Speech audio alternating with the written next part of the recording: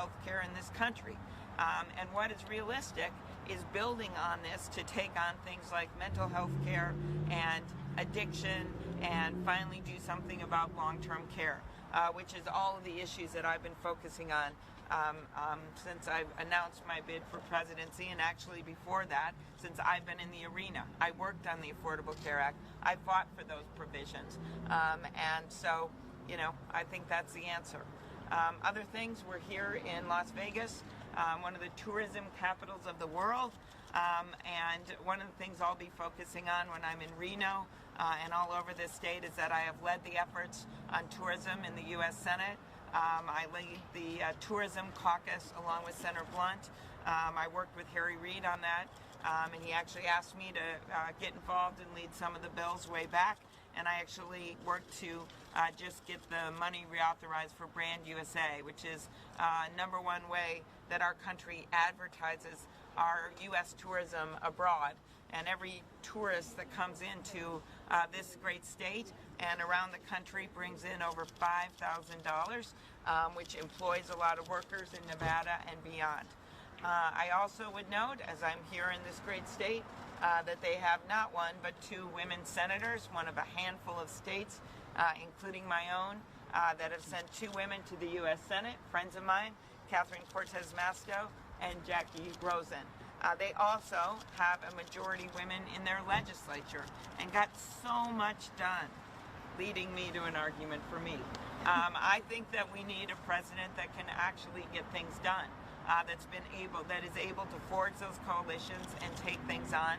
As you know, I've passed over 100 bills as the lead Democrat since I got to the U.S. Senate, and I was watching with some amusement the somewhat vitriolic back and forth on Twitter between the President of the United States and Michael Bloomberg yesterday. And I note that the President incorrectly said that Bloomberg's height was 5'4". I note there is only one candidate in this race that is 5'4", and that is me. With that note, I'd love to answer your question. What does this mean, Senator? What does it mean, Senator? Senator, take a small step to your left, so you're in the shade here. Oh, okay, good. It's better for everybody. What does it mean, Senator, if Bernie Sanders does lead this Democratic Party beyond just health care? What does this mean for Democrats? Well, if you recall, I was the only one on that stage that raised my hand and said that I didn't think we should have a socialist leading the Democratic ticket. I don't think that is where our party is, and I certainly don't think that is where our country is. I don't know why the other people didn't raise their hand, but they didn't, and I did. And I, as you know, get along well with Bernie. We came into the Senate together. We've actually worked extensively together on things like pharmaceutical bills and bringing down the cost of prescription drugs. And I've been supportive of some of the work we've done together on ag and other things. But I simply don't think that he's the one to lead the ticket. I think I am, or I wouldn't be here on this beautiful day in Nevada. Senator, do you regret your vote for Kevin McAleenan? What? Do you regret your vote for Kevin McAleenan? Oh, yes, I heard that was raised. So I disagree vehemently with the policies of this administration when it comes to the border. I have made that clear every step of the way.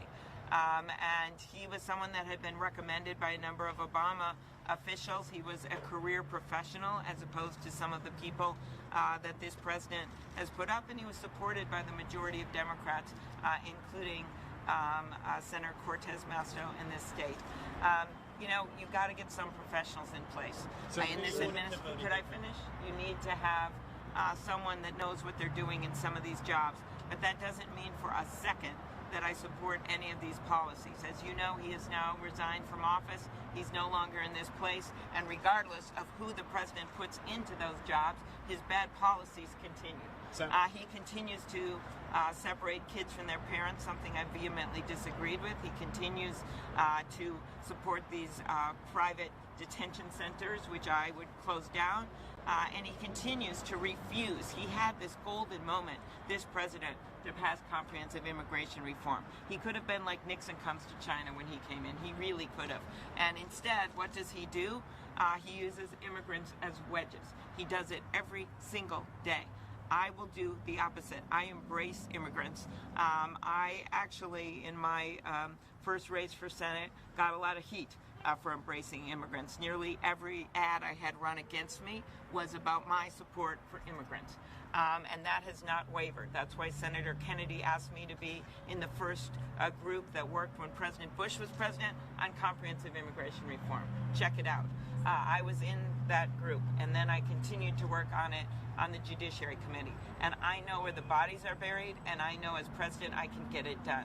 These Republicans right now are afraid of President Trump, and they're afraid of crossing him on immigration, but quietly, time and time again, including the deal that they were willing to make on Dreamers, they show that they actually want to get it done. They need a president that knows who they are and how they work, and they need a president that cares about the immigrants in states like this to actually make it one of her top 3 priorities. That is me. I literally talk about it at nearly every town hall meeting, whether I am in Nevada or in Iowa or in New Hampshire, because I have been advocating for immigrants since I got to the U.S. Senate. Senator, you mentioned Michael Bloomberg. Does Michael Bloomberg need to be on the debate stage next week so that Democrats can vet him? I think I was one that said when I heard about this, of course I wanted my friend Corey and others to be on the debate stage as well. I signed on to a letter saying that. But I think that I cannot beat Michael Bloomberg on the airwaves. Big surprise. Even though we have gotten in millions and millions of dollars, including in the couple $1 million in just the 24 hours after that debate, the day of the New Hampshire primary, millions and millions of dollars. We are now competing here with all the other candidates when it comes to airwaves in Nevada. But I'm not going to be able to compete with him nationally because I'm not a billionaire. So my position is this. 1, people don't look at the guy in the White House and say, hey, why don't I find someone richer? 2, having a candidate from the Midwest where it's not flyover country to someone like me, I think that's going to be a real benefit for our party. 3, having someone from a more humble background, I think that's going to be a benefit in running against Donald Trump. And 4, yeah, I think he should be on the debate stage because I can't beat him on the airwaves, but I can beat him on the debate stage. Senator, how do you explain to voters here your past votes to make English the national language? There's a lot of bilingual. Okay, there was. Excuse me, I'm sorry.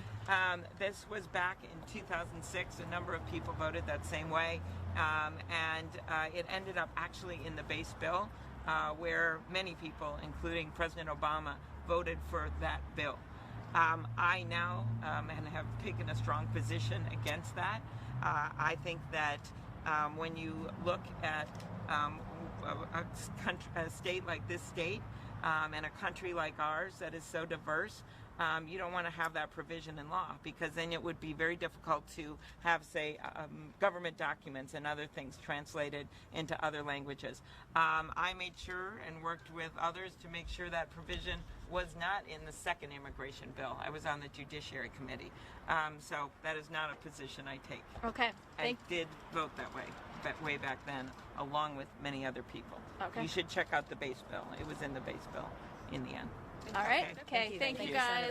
All right. Anything more? Any comments? Okay. I had a question about the scorecard from the Culinary Union, and they were saying I did pretty well on that. Yeah, let's talk about that. They put in a point there about how you want to keep technology out of the workplace. How is that going to impact members of the Culinary Union, especially here in Las Vegas? So I'm not talking about keeping all technology out of the workplace by any means. What I was talking about is we need to acknowledge what's in front of us. One, we know that technology is coming our way, not just in Vegas, it's coming our way in vehicles and other things. And we've got to work to make sure that this works for our workers. That means training people. That means if they're that they're in maybe aging and they can't be trained on a skill at age 63 or something like that. They've worked somewhere their whole lives. That we have to make sure that we figure out how this works for our workers. And I think they acknowledged that about me, that I was one of the candidates that was willing to be forward-looking and not just based all my policies on the past, and that's one of the reasons I got a good score on that scorecard. The other reason is that I have stood with the people of this country, the working people, every step of the way. I've always had whatever, I don't know what the ratings are, but a good rating from the AFL-CIO. And I have a union background. My grandpa was in a union. He was a Teamster when he had to quit school to raise his 9 brothers and sisters, and then became a underground mine worker. My mom was in the teachers union, was in one of the first teacher strikes in Minneapolis. I have a picture of her standing on the picket line in the middle of the winter. And my dad was a newspaperman and a member of the Newspaper Guild, which is their union. So I literally am running for president because of unions, because people stood up for my family. And the granddaughter of an iron ore miner, union worker. The daughter of a teacher, union worker. Daughter of a newspaperman, union member. That's my background, and I'm not going to fly away from it. I embrace it.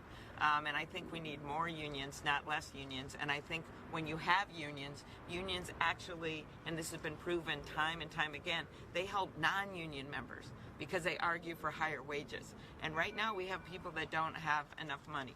So that's why I am so strongly on the side of what the culinary workers are doing here. They are a strong, strong union. They negotiated for their members on health care. And I don't think we should be blowing up the healthcare system. We should be making it better. So when you see this unfold in the next few weeks here in Nevada, remember, yeah, it's an issue in Las Vegas, but it's an issue everywhere in the country because we need stronger unions, not weaker unions, and we need to build on the Affordable Care Act, not blow it up. That's what you're going to be hearing in the next week, and I welcome this fight. Senator, would you call for William Barr to resign? Senator, would you call for William Barr to resign? Senator? I never wanted William Barr in office in the first place, and I'm the one that took him on at those hearings. What I do want to have right now, and I'd be glad if he resigned, but let's look at the facts here. Number one, he's not going to resign. But number two, why don't we have him come before the Judiciary Committee, which I've advocated for, so we can put him under oath and ask our questions. He has now agreed to come before the House Judiciary Committee. That is a good thing. And I would like him to come before the Senate if Lindsey Graham would call him. Because under oath, we are going to be able to get the information that I want to get about the political influence of this White House, how this decision was made that led to these four career prosecutors to leave their workplace. To me, that is what we want. I want the facts, and I want to know what this president did. Because at this point in this administration, our number one goal should be, to call people out on the truth, to call them out on illegalities, to push Barr. But our number one goal is to beat Donald Trump,